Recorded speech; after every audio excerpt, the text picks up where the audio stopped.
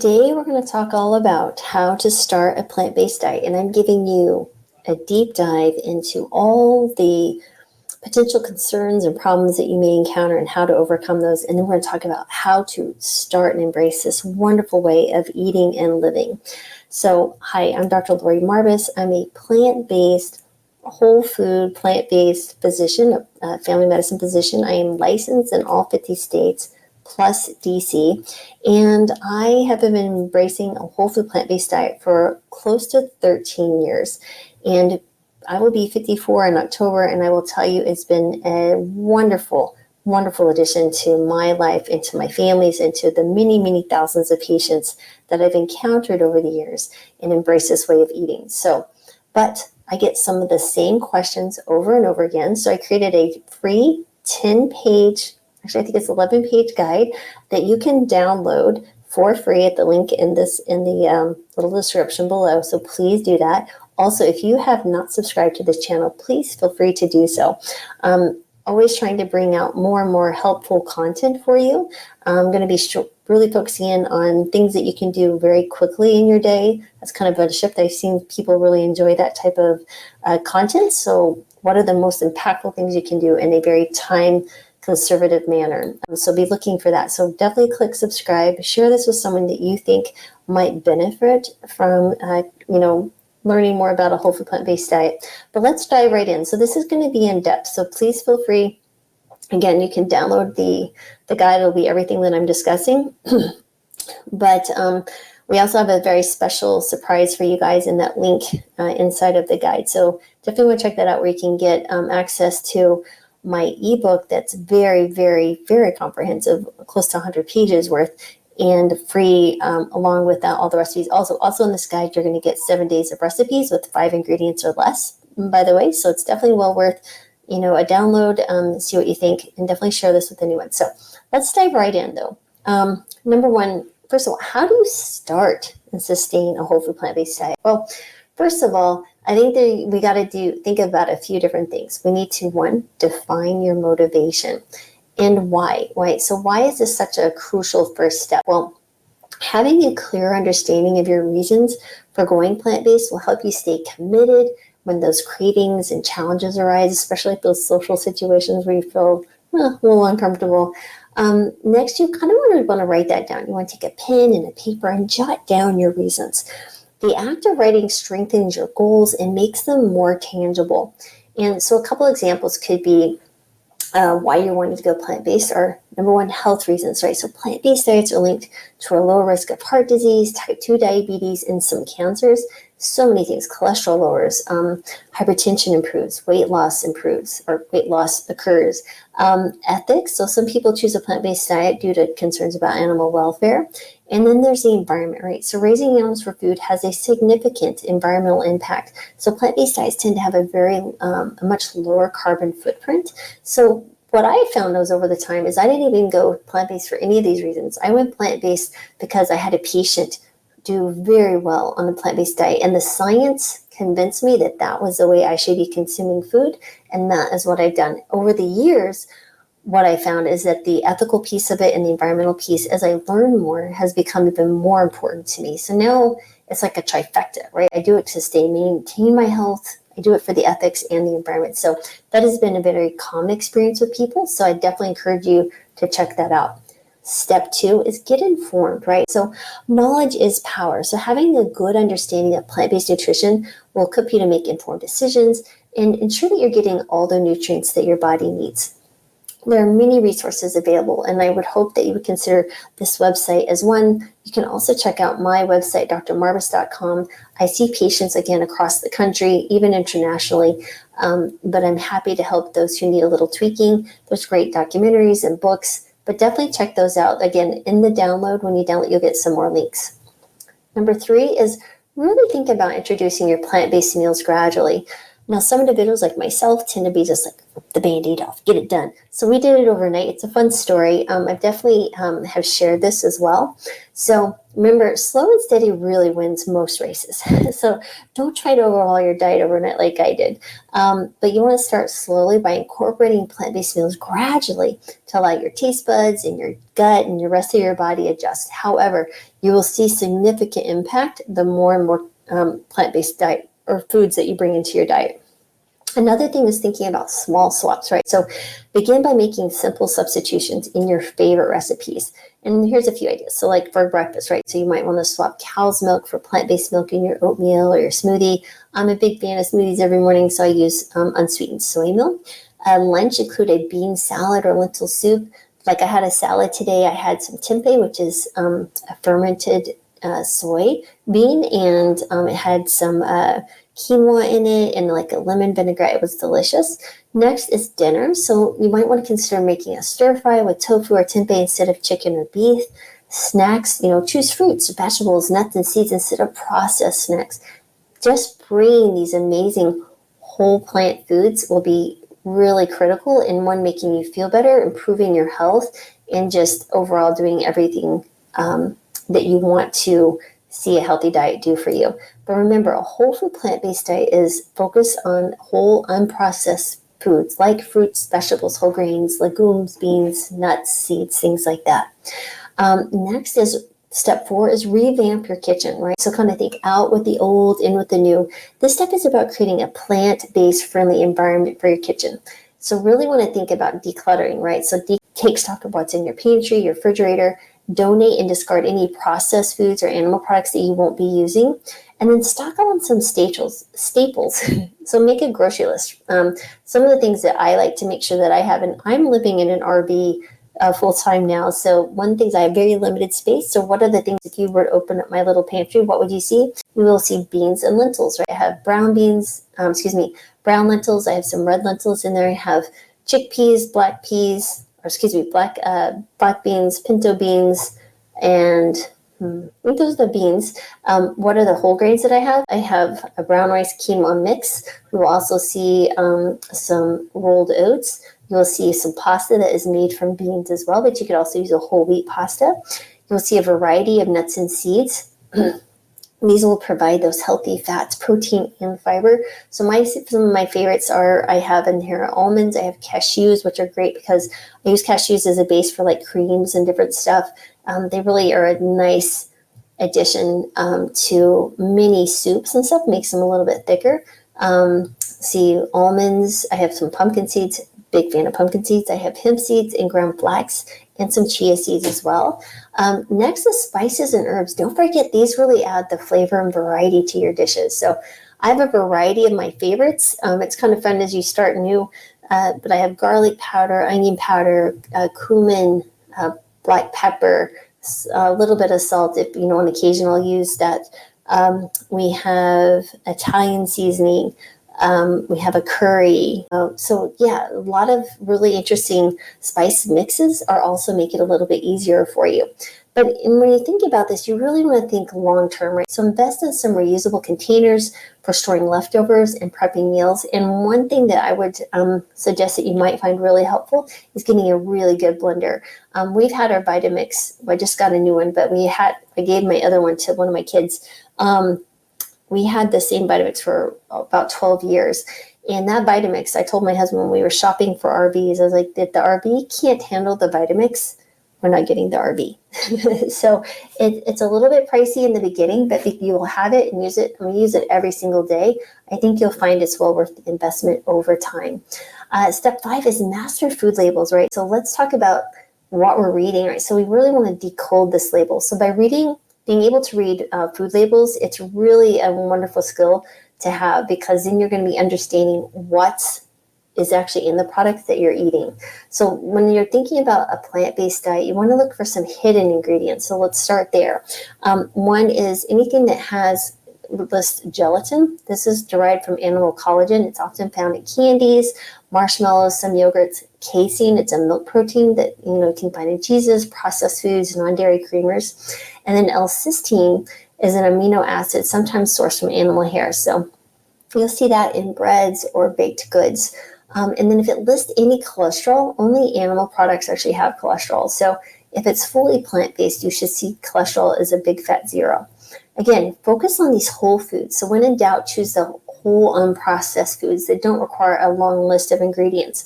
If it requires you to have a chemistry degree to decipher what the food ingredients are, you might just want to set it back on the shelf. And save yourself some time. Next is step 6 is really planning weekly meals. So, organization is so important, but you want to organize for success. So planning your meals ahead of time can be a total game changer. It saves time, it saves money, it's amazing. So you might want to invest in a meal planner, either physical or digital, to kind of map out your meals for the week. What you'll find is that there'll probably be 8 or 9 meals or recipes that you tend to focus on and reuse over and over again. But there are, again, I want to reduce, think about the benefits of planning is one, reducing food waste, because you're only going to be buying what you need. You save time because it eliminates those last minute decisions and what should I eat? And you stick to your goals, right? So, having a plan reduces the temptation to grab the unhealthy options. And so a few tips for planning are: consider leftovers for lunch the next day, choose meals with similar ingredients to reduce shopping trips, and then find recipes online or cookbooks that really appeal to you. One thing that you could check out is the Healing Kitchen that I run with Brittany Giroudi. You may have heard of her, the Giroudi family, a great YouTube channel, by the way. We've been working together for about a year where we run the Healing Kitchen. We meet for weekly every Wednesday live in our group, and she provides 2 delicious meals. She cooks for us, and then I answer all medical questions in that time. And then I run a monthly workshop. And when you join, you have access to all the last year recipes, all the workshops, and all the ebooks that I've done. It is a very, very thorough and really comprehensive library of information that you have available then, and it's very, very reasonably priced. So check it out. You can go to drmarvis.com, click on the little top link where it says Healing Kitchen. Next, let's talk about diving into cooking, right? So really think about this as embracing new skills, because really learning to cook plant-based, delicious plant-based meals is so rewarding, right? I consider this an act of love for those who live with you or that you get to serve.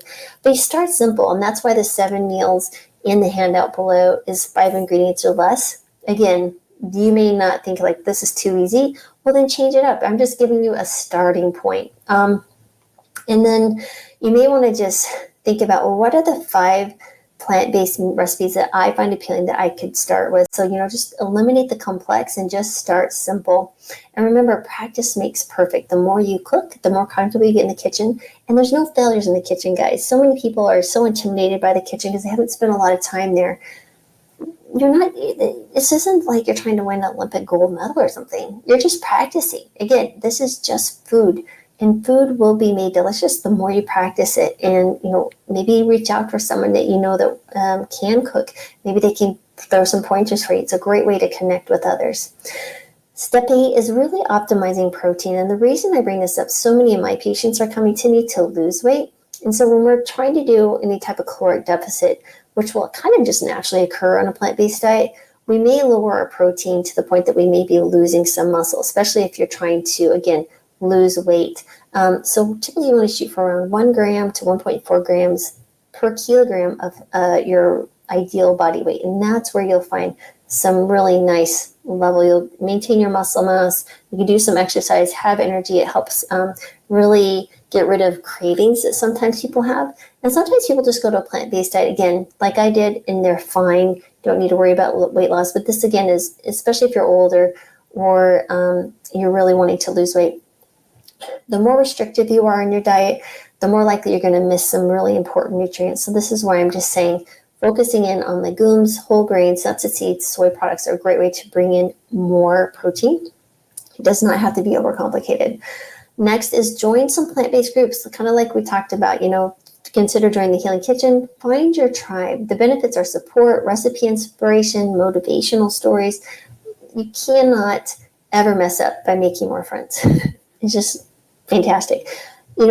Just a side note, we watched a Netflix documentary all about how dogs think, and they think that they were able to survive and become so involved with them human lives is that because they were so friendly. So, you don't have to be the strongest. You don't have to be the smartest. You don't have to be any of those things. Honestly, to thrive in this world, you just got to be the friendliest. So there you go. We don't deserve dogs, but dogs can teach us literally life lessons every single day if you let them. So the friendlier, the better. Next is really think about tracking your nutritional intake for the course of maybe 2 weeks. And the reason I say that is that I get patients who come to me because they've embraced the whole food plant-based diet and it didn't quite go as well as they thought. And when we start looking at the data and we start talking, they become either very restrictive or maybe they don't like legumes, so they're not eating any beans or something. So again, there's some things here, but you can use something like Chronometer or MyFitnessPal. That's really, really important. And the other piece here, the step 11, is supplement wisely. There are one supplement that's a non-negotiable. It's because, vitamin B12 is only made by little bacteria. It's not plant-based. It's not animal derived, right? So animals don't make it, plants don't make it. So you really need a regular supplement, 500 to 1,000 micrograms daily. When you check your blood levels, measuring B12, make sure it's above 500 but below 1,100, and you're in that nice sweet spot. Omega-3s are something else I take. These are algae omega-3s. They're great anti-inflammatory, great for heart health. And then vitamin D, which is really nothing so much to do with diet. But if you live in higher latitudes, it would be wise to get your vitamin D checked. You might want to consider supplementing there. But those are the 3 that I take on a regular basis. And then, of course, if you're struggling or concerned, feel free to reach out to a plant-based doctor like myself, and I'm happy to help. Next is really just step 12 is assess and adjust. This is where the tweaking comes in. If you're doing fabulous and everything's great and wonderful, but, just like I saw patients today, a lot of times it's just some small tweaks because you have someone who has seen thousands of folks, who understands the body, who understands a plant-based diet, and can really help you adjust and get you back on track so that you're thriving. And that's the whole point here, is I really want people to thrive, and hence why I'm going through the effort of sharing all these lessons that took me well over a decade to learn. Next is, remember, just stay patient and flexible. It's progress over perfection. It's not a destination. It's also a journey, and there will be bumps along the road, but that's how you learn. And remember, be flexible. Life happens, right? You may have occasional slip up, but you just get back on it with your next meal. It's not the next week. It's literally the next meal. And when you're dining out, think about what plant-based options before you go. It's okay if you have, you can order 3 sides and there's no entree, but maybe you have a sweet potato, some steamed broccoli, and a nice salad that you can put together, and that could be literally your entire meal. And then don't forget to celebrate your success, right? So, acknowledge your wins. It's just fantastic. You are moving to be a healthier you, a healthier family, healthy for the planet, better for the animals. Just don't forget, all of those are wonderful things.